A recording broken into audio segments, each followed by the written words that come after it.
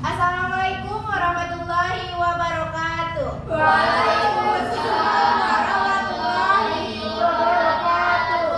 Selamat pagi semuanya. Pagi. Oke, hari ini kita akan membahas tentang strategi pembelajaran yaitu PAIKEM. Nah, di sini ada kelompok 2 yang akan menjelaskan tentang strategi pembelajaran PAIKEM, yang dimana kita sudah melihat di depan kita ada pemateri kita yang cantik. Ya. Udah biar semangat untuk presentasi. Oke, untuk saya sebagai moderator dari kelompok 3, nama saya Fitri Norma Akumala. Di sini saya akan membimbing pembelajaran kita hari ini. Yang pertama itu ada pembahasan tentang pengertian dari strategi pembelajaran PAIKEM itu tersendiri, yang dimana akan dijelaskan oleh dia. Yang kedua yaitu pembahasan tentang tujuan dari strategi pembelajaran PAIKEM yang akan disampaikan oleh Afifah. Yang ketiga adalah penyampaian prosedur strategi pembelajaran PAIKEM yang akan disampaikan oleh Viola. Dan yang keempat ada tahap perencanaan pembelajaran yang akan disampaikan oleh Dinda. Untuk pemateri pertama, saya persilakan untuk menyampaikan pengertian dari strategi pembelajaran PAIKEM. Kepada Lydia dipersilakan. Baik, saya akan menjelaskan tentang pengertian dari PAIKEM. PAIKEM adalah singkatan dari pembelajaran aktif, inovatif, kreatif, efektif, dan menyenangkan. Intinya, pendekatan ini menekankan bahwa siswa harus aktif dalam belajar, bukan hanya sekedar mendengarkan ocehan guru atau ceramah dari guru tersebut. Dan guru juga perlu menciptakan suasana yang mendorong siswa untuk bertanya, terus berdiskusi dan mengembangkan ide mereka sendiri. Dan agar pelajaran itu menjadi lebih efektif, guru juga harus lebih kreatif dalam mengajar dan merancang dari berbagai aktivitas pembelajaran tersebut. Dan suasana belajar juga harus menyenangkan dan agar membuat siswa jadi lebih bersemangat. PAIKEM bukan hanya sekadar metode, tetapi juga pendekatan mengajar yang memadukan metode, media, lingkungan belajar yang mendukung. PAIKEM diharapkan muncul inovasi pembelajaran yang melibatkan siswa secara aktif sehingga mereka bisa memahami materi dari guru tersebut.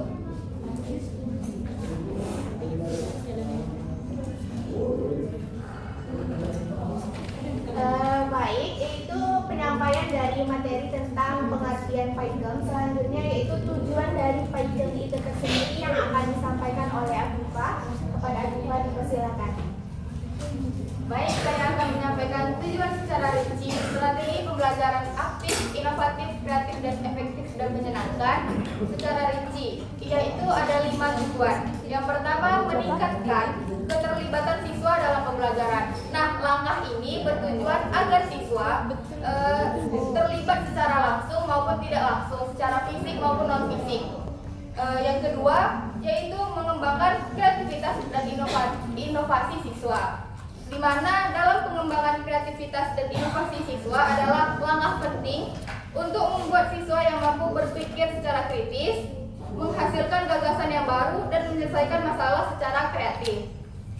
Tujuan yang ketiga yaitu meningkatkan pemahaman konsep dalam PAIKEM yang bertujuan untuk meningkatkan tercapai melalui pendekatan pembelajaran secara aktif yang menggunakan metode kreatif dan inovatif, sekaligus menciptakan suasana belajar yang sangat menyenangkan dan tidak monoton.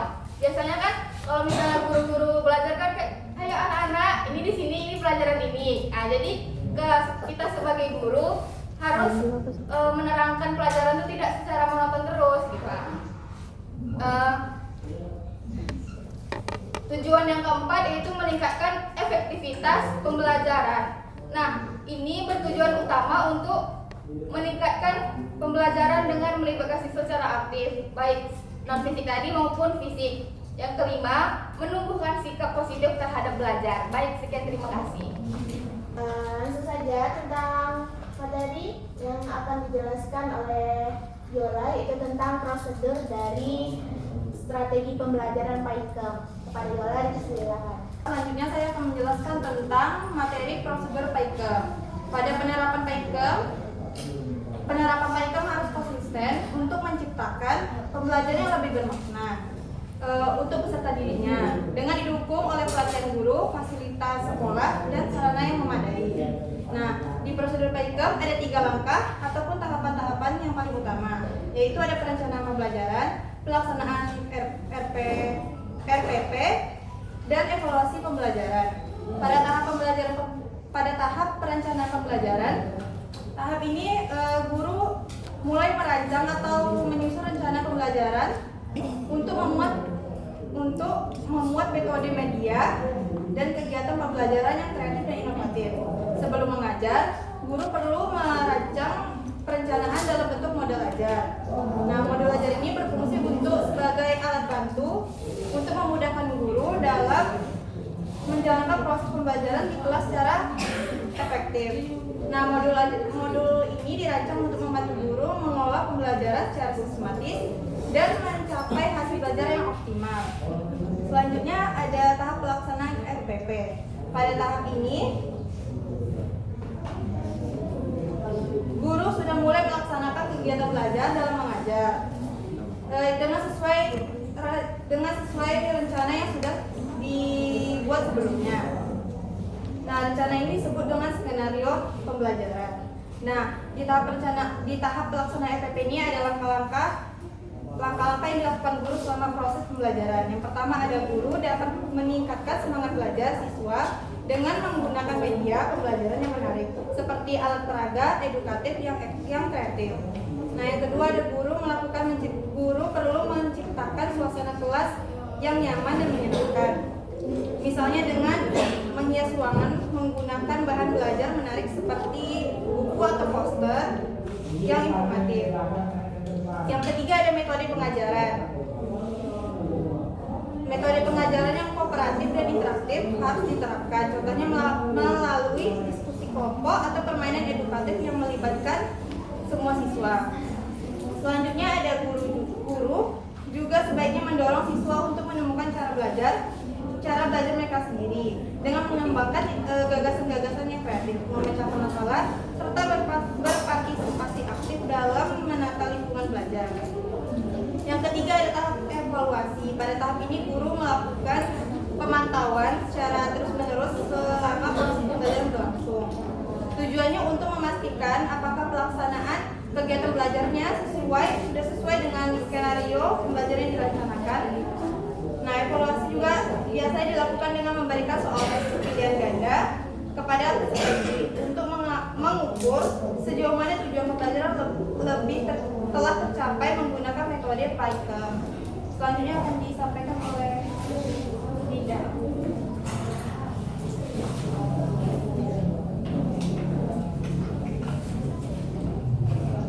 Baik, selanjutnya saya akan menjelaskan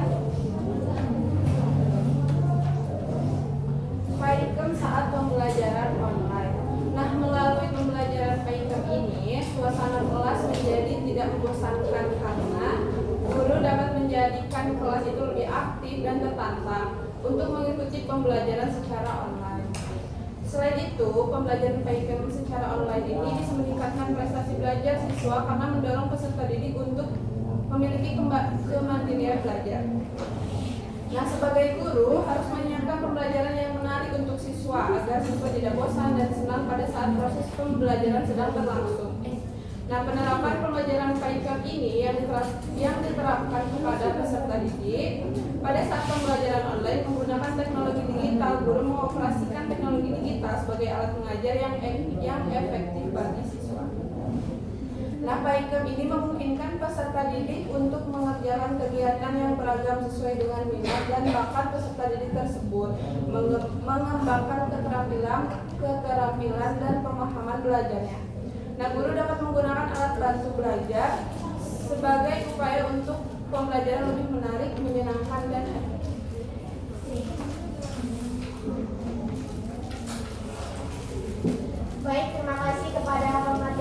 sudah menjelaskan tentang strategi pembelajaran Python. Selanjutnya kita buka sesi tanya jawab. Yang ingin bertanya boleh mengangkat tangan.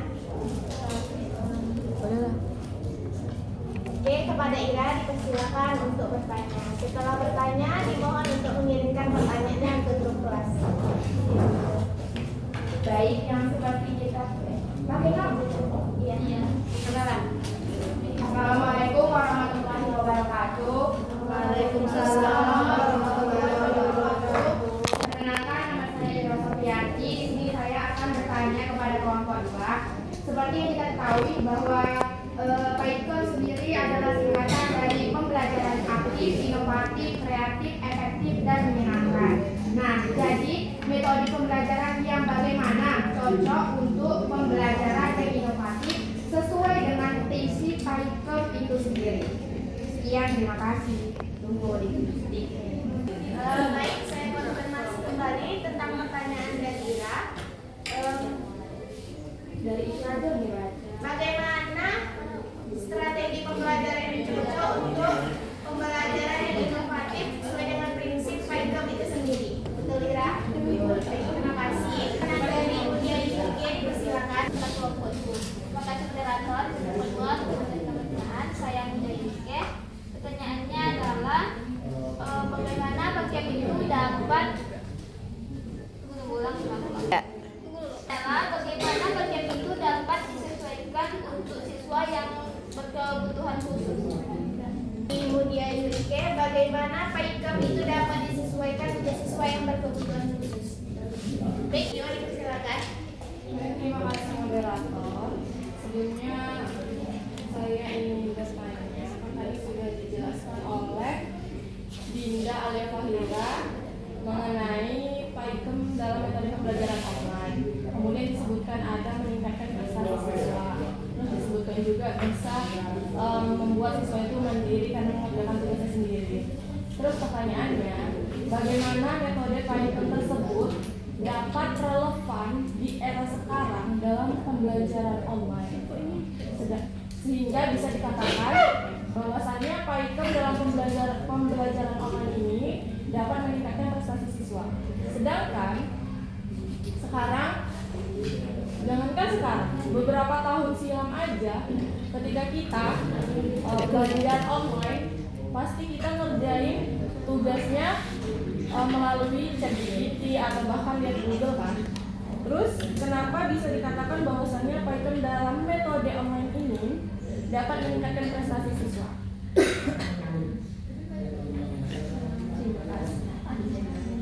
Video bagaimana metode pembelajaran Python online relevan pada masa sekarang dan dapat meningkatkan prestasi siswa.